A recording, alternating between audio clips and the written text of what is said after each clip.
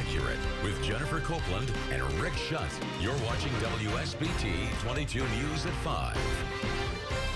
That Adams High School senior is now getting a letter of apology from St. Joseph County's election board. Now, poll workers turned her away on election day after she tried to vote with a passport. WSBT-22's Kelly Stepzinski is looking into this for us. And Kelly, that 18-year-old filed a formal complaint with the board. Because, Rick, she is a registered voter and was excited to cast her ballot in her first election. The problem, though, the workers at her polling place did not know it's legally okay to use a passport as a photo ID to vote. She was very disheartened because it was her first time voting, and right away she was disenfranchised. Precinct Democratic Committee Chair and County Treasurer Mike Crook told St. Joseph County's election board about a phone call he received from the young woman May 5th, shortly after the polls closed. I don't know how clear we could make it for these workers. Board members and others at Friday's meeting were not happy. She was certainly entitled to vote that day.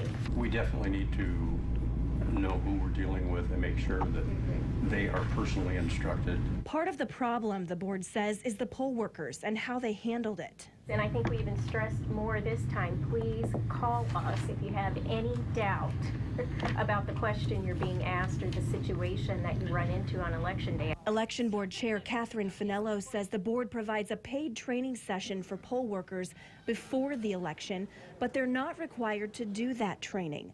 They also make less than $7 an hour for their time. It's really upsetting. Just this recent primary election, I got 3 calls from elderly voters that were turned away at the polls because their license had expired. Indiana's current voter identification laws are being blamed as the other part of the problem. I think the law should be changed, frankly. It's way too complex. It's way too draconian. The election laws are written from a 30,000-foot view and not are written from a practical view. So if they could actually work an election on a practical or on a daily, one of those days, they would understand that the law is sometimes very hard to apply.